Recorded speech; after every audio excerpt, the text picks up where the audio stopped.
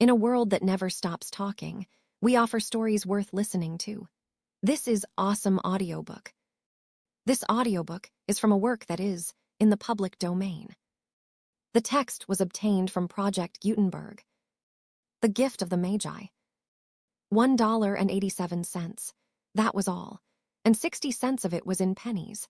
Pennies saved 1 and 2 at a time by bulldozing the grocer and the vegetable man and the butcher until one's cheeks burned with the silent imputation of parsimony that such close dealing implied.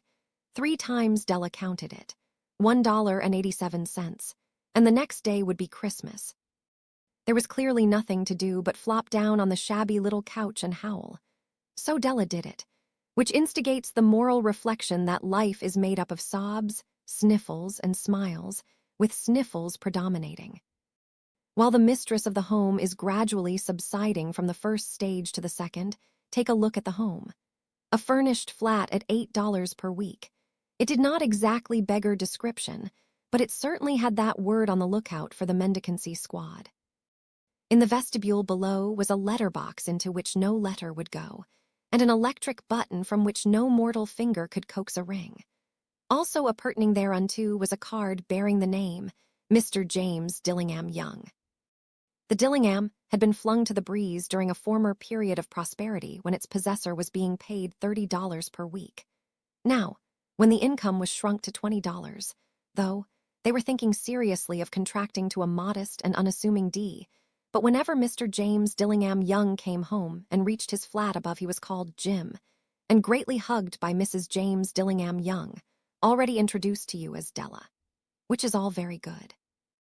Della finished her cry and attended to her cheeks with the powder rag. She stood by the window and looked out dully at a gray cat walking a gray fence in a gray backyard. Tomorrow would be Christmas Day, and she had only $1.87 with which to buy Jim a present. She had been saving every penny she could for months, with this result. $20 a week doesn't go far. Expenses had been greater than she had calculated. They always are. Only $1.87 to buy a present for Jim. Her Jim. Many a happy hour she had spent planning for something nice for him. Something fine and rare and sterling. Something just a little bit near to being worthy of the honor of being owned by Jim. There was a pier glass between the windows of the room. Perhaps you have seen a pier glass in an $8 flat. A very thin and very agile person may, by observing his reflection in a rapid sequence of longitudinal strips, obtain a fairly accurate conception of his looks. Della, being slender, had mastered the art. Suddenly she whirled from the window and stood before the glass. Her eyes were shining brilliantly, but her face had lost its color within 20 seconds. Rapidly she pulled down her hair and let it fall to its full length. Now, there were 2 possessions of the James Dillingham Youngs in which they both took a mighty pride. One was Jim's gold watch that had been his father's and his grandfather's. The other was Della's hair. Had the Queen of Sheba lived in the flat across the airshaft, Della would have let her hair hang out the window some day to dry just to depreciate Her Majesty's jewels and gifts. Had King Solomon been the janitor, with all his treasures piled up in the basement, Jim would have pulled out his watch every time he passed, just to see him pluck at his beard from envy. So now Della's beautiful hair fell about her rippling and shining like a cascade of brown waters. It reached below her knee and made itself almost a garment for her. And then she did it up again nervously and quickly. Once she faltered for a minute and stood still while a tear or two splashed on the worn red carpet. On went her old brown jacket, on went her old brown hat. With a whirl of skirts and with the brilliant sparkle still in her eyes, she fluttered out the door and down the stairs to the street.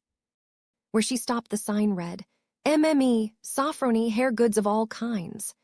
One flight up Della ran and collected herself, panting. Madame, large, too white, chilly, hardly looked the Sofroni.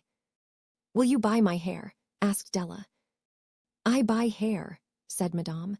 Take your hat off and let's have a sight at the looks of it. Down rippled the brown cascade.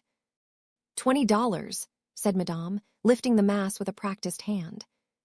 Give it to me quick, said Della. Oh, and the next 2 hours tripped by on rosy wings. Forget the hashed metaphor. She was ransacking the stores for Jim's present. She found it at last. It surely had been made for Jim and no one else. There was no other like it in any of the stores, and she had turned all of them inside out. It was a platinum fob chain, simple and chaste in design, properly proclaiming its value by substance alone and not by meretricious ornamentation, as all good things should do. It was even worthy of the watch. As soon as she saw it, she knew that it must be Jim's. It was like him.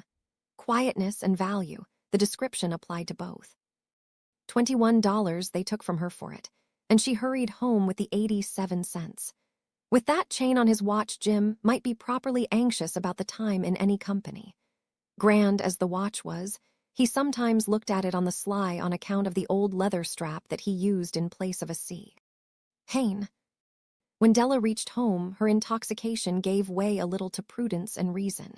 She got out her curling irons and lighted the gas and went to work repairing the ravages made by generosity added to love, which is always a tremendous task, dear friends, a mammoth task. Within 40 minutes, her head was covered with tiny, close-lying curls that made her look wonderfully like a truant schoolboy. She looked at her reflection in the mirror long, carefully, and critically. If Jim doesn't kill me, she said to herself, before he takes a second look at me, he'll say I look like a Coney Island chorus girl. But what could I do, what could I do with $1.87? At 7 o'clock, the coffee was made, and the frying pan was on the back of the stove hot and ready to cook the chops. Jim was never late. Della doubled the fob chain in her hand and sat on the corner of the table near the door that he always entered. Then she heard his step on the stair away down on the first flight, and she turned white for just a moment. She had a habit of saying a little silent prayer about the simplest everyday things, and now she whispered, "Please God, make him think I am still pretty." The door opened and Jim stepped in and closed it. He looked thin and very serious. Poor fellow, he was only 22, and to be burdened with a family. He needed a new overcoat and he was without gloves. Jim stopped inside the door, as immovable as a setter at the scent of quail. His eyes were fixed upon Della, and there was an expression in them that she could not read, and it terrified her. It was not anger, nor surprise, nor disapproval, nor horror, nor any of the sentiments that she had been prepared for. He simply stared at her fixedly with that peculiar expression on his face. Della wriggled off the table and went for him. "Jim, darling," she cried, "don't look at me that way. I had my hair cut off and sold because I couldn't have lived through Christmas without giving you a present. It'll grow out again, you won't mind, will you? I just had to do it. My hair grows awfully fast. Say Merry Christmas, Jim, and let's be happy. You don't know what a beautiful, nice gift I've got for you." "You've cut off your hair?" asked Jim, laboriously, as if he had not arrived at that patent fact, yet even after the hardest mental labor. "Cut it off and sold it," said Della. "Don't you like me just as well, anyhow? I'm me without my hair, ain't I?" Jim looked about the room curiously. "You say your hair is gone," he said, with an air almost of idiocy. "You needn't look for it," said Della. "It's sold, I tell you, sold and gone, too. It's Christmas Eve, boy, be good to me, for it went for you. Maybe the hairs of my head were numbered," she went on with sudden serious sweetness, "but nobody could ever count my love for you. Shall I put the chops on, Jim?" Out of his trance, Jim seemed quickly to wake. He enfolded his Della. For 10 seconds, let us regard with discreet scrutiny some inconsequential object in the other direction. $8 a week or $1,000,000 a year, what is the difference? A mathematician or a wit would give you the wrong answer. The Magi brought valuable gifts, but that was not among them. This dark assertion will be illuminated later on. Jim drew a package from his overcoat pocket and threw it upon the table. "Don't make any mistake, Dell," he said. "About me. I don't think there's anything in the way of a haircut or a shave or a shampoo that could make me like my girl any less. But if you'll unwrap that package, you may see why you had me going a while at first." White fingers and nimble tore at the string and paper, and then an ecstatic scream of joy, and then, alas, a quick feminine change to hysterical tears and wails, necessitating the immediate employment of all the comforting powers of the Lord of the Flat. For there lay the combs, the set of combs, side and back, that Della had worshipped long in a Broadway window. Beautiful combs, pure tortoise shell with jeweled rims, just the shade to wear in the beautiful vanished hair. They were expensive combs, she knew, and her heart had simply craved and yearned over them without the least hope of possession. And now they were hers, but the tresses that should have adorned the coveted adornments were gone.